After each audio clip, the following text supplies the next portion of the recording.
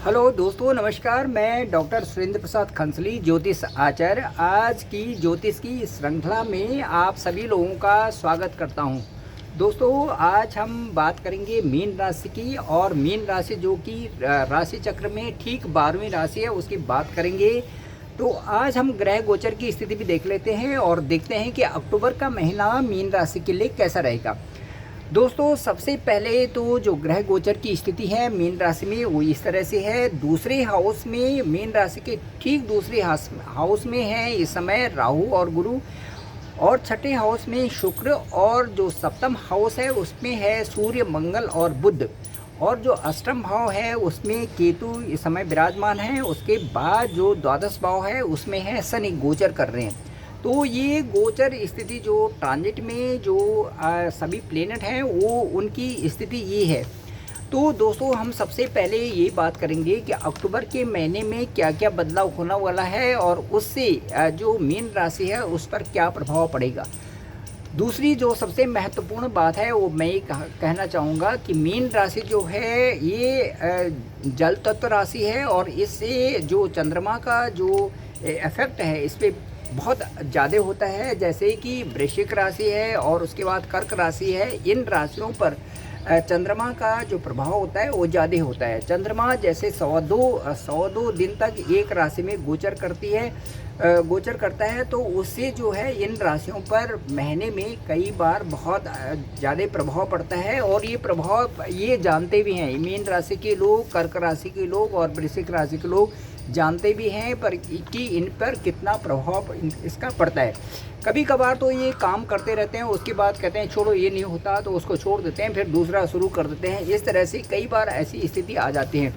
और जब किसी चीज़ को पकड़ते हैं तो उसको कभी पूरा ही कर लेते हैं और एक शॉर्ट टाइम में उसमें डिसीजन मेकिंग भी बन जाते हैं और कंक्लूजन दे देते हैं। एक शॉर्ट टाइम में उसका कंक्लूजन तक पहुंच जाते हैं। और कभी कभार क्या होता है कि कई चीज़ों को आधे में ही छोड़ जाते हैं और उसके बाद दूसरी जो प्रक्रिया शुरू कर लेते हैं अपने लाइफ में। जो पढ़े लिखे बच्चे हैं, जो हायर स्टडीज़ में हैं, उनकी भी मैं बात कर रहा हूँ। और जो इस समय नौकरी चाकरी में है या व्यवसाय में है, उन सब के साथ में ऐसा होता है। अब मैं बात करूंगा कि आपका जो शरीर है, जो पहला स्थान है, फर्स्ट हाउस है, ये दोस्तों हम चंद्र राशि से देते हैं। दो प्रकार की कुंडली होती है, एक लग्न कुंडली और दूसरी होती है चंद्र कुंडली। तो चंद्र कुंडली के हिसाब से हम ये समय राशियों का बताते हैं, जबकि जन्म कुंडली आपके पास ही होती है। आप जब हमें कॉल करते हैं तो उसके बाद हम आपके डिटेल ले लेते हैं और उसके बाद जन्म कुंडली से आपको जो है उसका कुंडली का एनालिसिस करके बताते हैं। तो दोस्तों, मैं सबसे बात करना चाहूँगा, सबसे पहले जो शरीर है, जो हमारा स्वास्थ्य है, उस पर क्या प्रभाव पड़ेगा इस समय। तो देवगुरु बृहस्पति ठीक दूसरे भाव में है राहु के साथ में। और लग्न भाव जिसे हम स्वास्थ्य देख रहे हैं, उस पर किन किन ग्रहों की दृष्टि पड़ रही है दोस्तों। सबसे पहले तो मैं कहूँगा मंगल जो कि अभी जो मंगल की दृष्टि है, सूर्य की दृष्टि है और बुध की दृष्टि है। तो सूर्य जो है ठीक 17 अक्टूबर को चले जाएंगे अष्टम भाव में। मंगल जाएंगे 3 अक्टूबर को अष्टम भाव में। और जो बुध हैं वो 19 अक्टूबर को चले जाएंगे अष्टम भाव में। तो ये स्थिति बन रही है 17, 19 और 3 अक्टूबर को। ये ठीक अपने जो हाउसेस हैं उनको भी चेंज कर देंगे। तो सबसे पहले तो मैं ये कहूँगा कि सूर्य मंगल का जो प्रभाव होगा अष्टम भाव से, अष्टम भाव एक त्रिक भाव है, तो उससे सूर्य मंगल का जो प्रभाव होगा वो सीधे आपके शरीर वाले स्थान पर जो आपका स्वास्थ्य है उस पर प्रभाव डालेगा। और उससे क्या होगा कि जैसे सिर में दर्द या इस तरह से बेवजह आप फिक्र करेंगे, कई सारी चीज़ों को सोचने में मजबूर होंगी और कई सारी चीज़ों को उसमें उलझने थोड़ी सी होंगी उससे।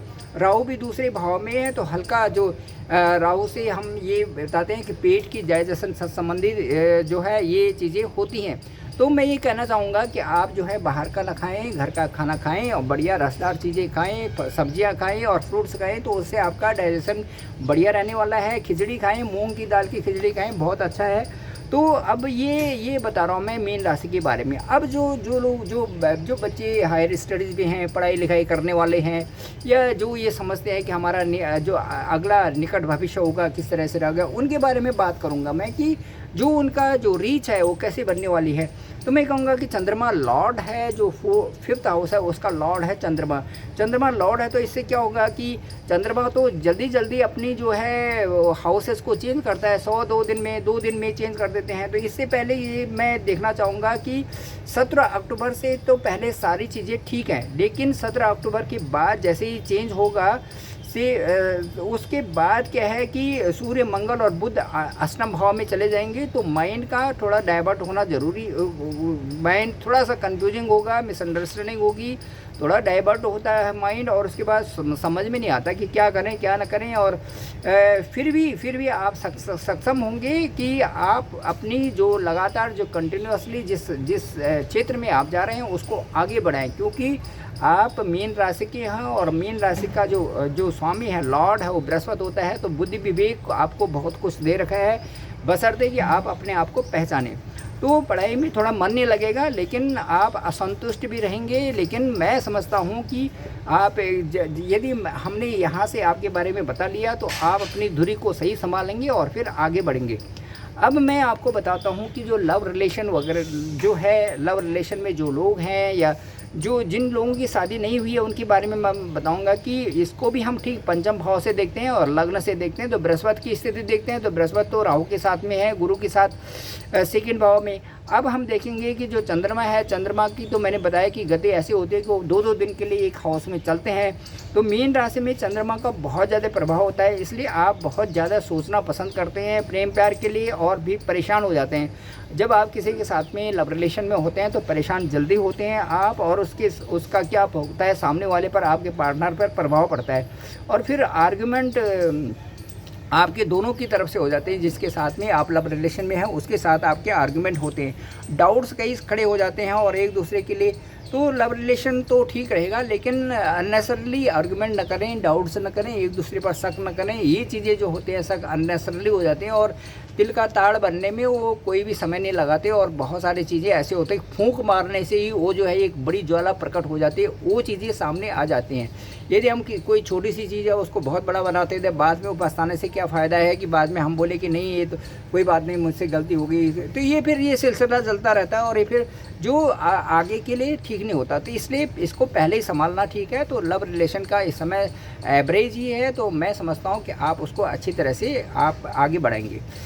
वैवाहिक जीवन के लिए मैं कहूँगा कि जिन लोगों का वैवाहिक जीवन है वो कैसा रहेगा मीन राशि वालों के लिए, तो मैं कहूँगा मीन राशि का जो 7वें घर में के जो स्वामी है, लॉर्ड है, वो है बुध, और बुध बैठे हुए हैं 7वें घर में, अपने घर में है। तो जब कोई भी प्लेनेट अपने घर में होता है तो उससे उस हाउस को पुष्ट बना देता है और संभालने की पूरी कोशिश करता है। हालांकि वहाँ पर मंगल और सूर्य भी है, लेकिन उसके बावजूद भी वो उसको पूरा संभालेंगे। और 19 अक्टूबर तक वैवाहिक जीवन बहुत अच्छा है, लेकिन जैसे ही बुध 8वें घर में जाएंगे, बुध वहाँ से अपने घर से ट्रांजिट कर देंगे, दूसरे घर में चले जाएंगे, तो उसमें 19/10/2000 के बाद वैवाहिक जीवन में थोड़ी कमी आ सकती है, हेल्थ इश्यूज़ भी हो सकते हैं, अप डाउन हो सकता है। और क्योंकि त्रिक भाव है इसलिए किसी प्रकार का आपसी मतभेद न बनाएं और अपने ढंग से रहें, क्योंकि त्रिक भाव में यदि मंगल भी चले जाएगा और वहाँ पर सूर्य भी चले जाएंगे और बुध भी चले जाएंगे, तो क्या होगा कि उसके सप्तम भाव पे प्रभाव पड़ेगा। और सप्तम भाव आपका वैवाहिक जीवन है, तो वैवाहिक जीवन को सबसे पहले संभालने की ज़रूरत है। जिसका घर और जो कार्यालय है, ये दोनों जिनके सदे हुए रहते हैं वो लोग बहुत आगे रीच बना लेते हैं, और जिनका इनमें से कोई भी एक पलड़ा कमज़ोर हो गया उनके जीवन में बहुत परेशानियां आ जाती हैं। तो दोस्तों, सबसे पहले वैवाहिक जीवन को संभालना बहुत ज़रूरी है। अब मैं कहूँगा भाग्य कैसे रहेगा आप, तो भाग्य के जो स्वामी हैं वो मंगल है। मंगल आप जानते हैं कि मंगल बैठे हुए हैं सप्तम हाउस में सूर्य और बुध के साथ में। तो और कैरियर के जो स्वामी हैं वो हैं गुरु बैठे हैं दूसरे हाउस में राहु के साथ में। तो मैं कहूँगा 3 अक्टूबर तक तो वो शत्रु राशि में जाएंगे ये मंगल, और मंगल जो है कमज़ोर है, इसीलिए मंगल का प्रभाव ज़्यादा रहेगा। और नवंबर में जब भी आपको 9th हाउस में मंगल जाएंगे, नवंबर में जैसे ही 9th हाउस में जाएंगे तो आपका भाग्य उदय हो जाएगा। और उसके बाद मैं ये कहूँगा कि भाग्य आपका अच्छा रहेगा, सारे कार्य हो जाएंगे, व्यवसाय भी होंगे, नेम एंड फेम भी होगा, और कई सारी चीज़ें ऐसे होंगे कि जो आपको पता ही नहीं, और उनमें आपको ये अपने आप एक जो राह मिलनी शुरू हो जाएगी। तो दोस्तों ये था, और ये इस तरह से मैं कहूँगा कि आपका जो भाग्य है या आपका जो कर्म क्षेत्र है या आपका जो अपना कोई भी क्षेत्र है उसको आगे बढ़ाने के लिए हम निरंतरता से प्रयास करें और आगे बढ़ते रहें। तो मुझे लगता है कि जो कर्म है, कर्मों की गति यदि हमारी अच्छी है और साथ साथ में हमारे सोच अच्छे हैं, यदि हम दिल साफ है हमारा और यदि हम इच्छा वही रखते हैं जो ईश्वर की इच्छा है, तो हमारा जीवन प्रशस्त होता है और हम आगे बढ़ते हैं। तो ये सबसे बड़ी बात है ज़िंदगी में कि हमें जल्दी जल्दी घबराना नहीं चाहिए और उन रास्ते पर चलना चाहिए कि जो वास्तव में सच्चे ट्रू पाथ होते हैं लाइफ के, उन पे चलने से आदमी को अच्छी गति मिलती है और उसके जो सिबलिंग्स हैं, जो उनके जो अपने जो परिवार के लोग हैं या अपने जो अपने से जो अपने बच्चे हैं और अपना समाज है, उनको भी एक अच्छी गति मिलती है, आगे बढ़ने के लिए प्रोग्रेसिव होते हैं। तो मैं ये कहूँगा कि बाकी तो मैं क्या कहूँ, यदि आप इसमें कुछ उपाय की मेरे से बात करते हैं तो सबसे पहले तो आपका जो राशि का जो स्वामी लॉर्ड है वो बृहस्पति है, बृहस्पति का जाप करें, बृहस्पति के मंत्र का जाप करें, नहीं तो केवल ओम ब्रह्म बृहस्पति नमः इतना ही कह दें तो काफ़ी अच्छा है। इसको जाप करना चाहें तो कर सकते हैं। केतु भी आपके अष्टम भाव में है, मंगल भी वहाँ पे चलेंगे, मंगल का जाप, सूर्य को जल चढ़ाना इस तरह से, और ये सारी चीज़ें। और बाकी आपके दशा और महादशा बताइए, कुंडली तो आपकी मेरे पास है नहीं, तो लेकिन आप मुझे अपना डिस्क्रिप्शन पे मेरा नंबर है 9868280191, आप मुझे अपनी कुंडली के विश्लेषण के लिए कुंडली का जो एनालिसिस कराना है उससे मेरे से बात कर सकते हैं, कभी भी बात कर सकते हैं, किसी समय बात कर सकते हैं और मैं हर समय आपके लिए तैयार हूँ। तो दोस्तों मेरा जो ये चैनल है डॉक्टर सुरेंद्र खंसली नाम से, इसको आप ज़रूर लाइक भी करें, शेयर भी करें, सब्सक्राइब करें, मैं आपके साथ हमेशा बना रहूँगा। Thank you very much.